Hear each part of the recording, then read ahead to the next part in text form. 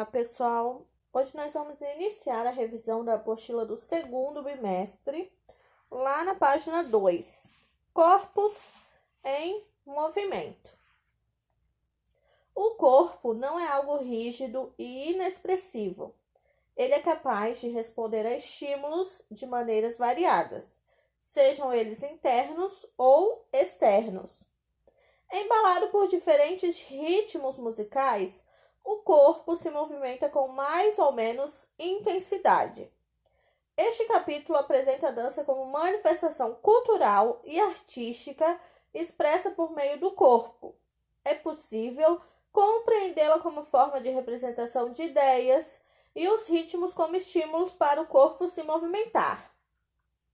Então, pessoal, nesse capítulo, nós estudaremos a origem da dança e vamos compreendê-la como manifestação artística por meio do corpo, certo? Aqui nós temos uma imagem, nós temos uma obra do artista Cândido Portinari que se chama Frevo. Então, nessa obra, ele quis representar a dança chamada frevo. Ali no espaço de diálogo, nós temos 3 perguntas e vocês deverão respondê-las no caderno. A pintura intitulada Frevo, de Cândido Portinari, compõe, com outras 11 obras, uma série de pinturas intitulada Cenas Brasileiras. Ele conta, assim, uma parte da cultura e da história do nosso país. Questão número 1. Você já assistiu ou participou de alguma apresentação de dança em sua escola ou em algum outro lugar? Como se sentiu em relação a essa experiência? Então, se você já assistiu uma apresentação de dança, pode ser na TV, pode ser num filme, pode ser na escola, ou se você já participou de uma, você vai contar como foi essa experiência, se você gostou, se você não gostou, como que era a dança, quem participava, se era grupo, se era sozinho, enfim. Conforme foi o que vocês participaram, vocês vão contar ali. 2. Em quais lugares e situações você costuma ver as pessoas dançarem? Então, vocês vão responder nessa pergunta quais são os lugares ou as situações que vocês acabam vendo pessoas dançando, certo? Em sua opinião, o que nos faz dançar? Então, essa questão é pessoal. Você vai responder ali o que faz dançar, certo? Então, agora nós passamos para a página 3.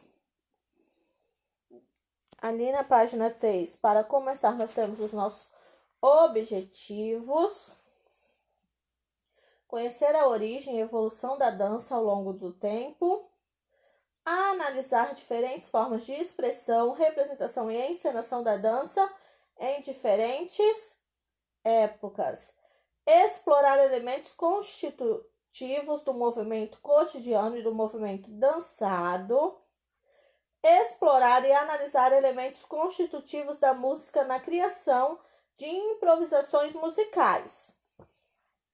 Então, nós vamos começar ali as origens da dança. A dança é uma forma de expressão que nos acompanha desde os tempos mais remotos. Na pré-história, ou mesmo entre as comunidades que atualmente conservam a cultura e costume dos povos originários, a dança é uma forma de se conectar à natureza e está relacionada aos ritos de passagem e à religião propriamente dita. Tem, portanto, uma forte ligação com o sagrado. Então, a dança, desde os tempos mais remotos, está presente na civilização, certo? Então, a dança é uma expressão artística que usa o corpo como instrumento.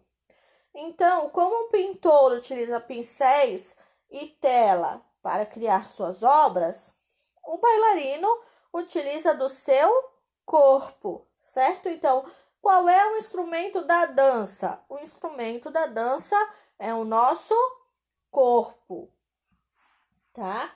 Ali nós temos uma imagem de pinturas rupestres que são registros produzidos pelos nossos ancestrais há milhares de anos, que retratam cenas do cotidiano, entre elas a dança. Então aqui nós podemos perceber que os homens e mulheres dançavam desde a pré-história. Por quê?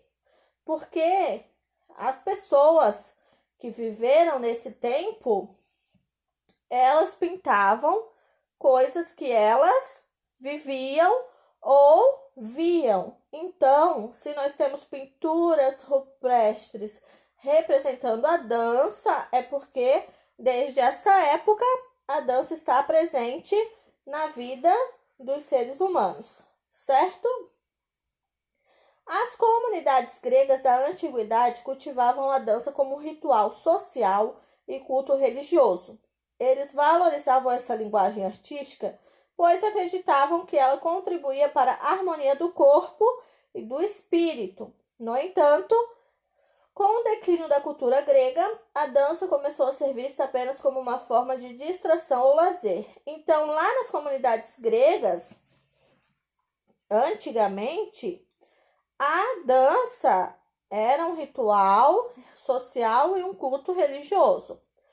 Com o passar do tempo, a dança começou a ser vista apenas como uma forma de distração ou lazer, certo?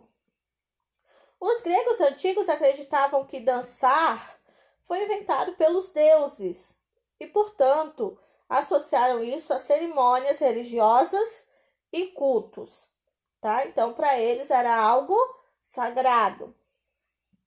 Aqui nós temos uma ânfora grega de terracota, cuja função era decorativa e foi produzida no período arcaico e utiliza a técnica de figuras negras para representar flautistas e dançarinos.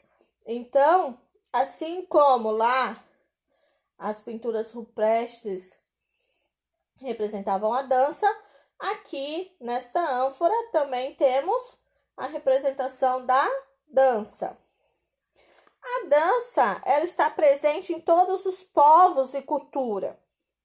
A dança pode ser executada em grupo, duplas ou solos. Então, depende do que você vai dançar e como vai fazer essa dança. Então, aqui nós podemos ver que desde a pré-história a dança está presente na humanidade, certo? Então, a dança não é algo atual. A dança é algo que surgiu faz muito tempo, certo? Então, agora nós passamos para a página 4. Com a chegada da Idade Média, a Igreja afirmou sua autoridade, coibindo manifestações corporais, como a dança. Por sua forte relação com o corpo, ela passou a ser considerada um ritual profano. No entanto, apesar das proibições, persistiu a prática das danças populares pelos camponeses. Eles dançavam em momentos como colheitas e outras ocasiões festivas. Mas, para não gerar conflitos com a igreja, inseriam imagens de anjos e santos em seus festejos. Primeiramente, o que é um ritual profano?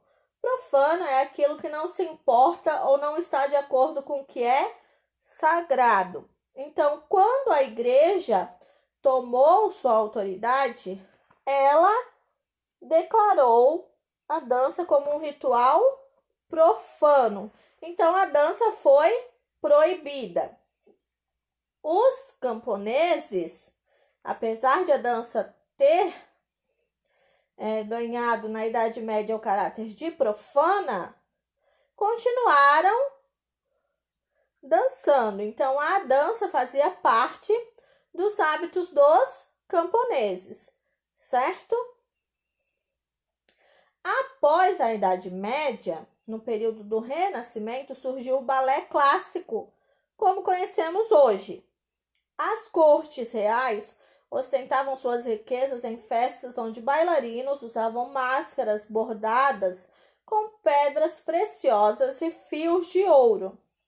Eles apresentavam uma nova forma de dançar que aliava sofisticação, equilíbrio, simetria, verticalidade e delicadeza.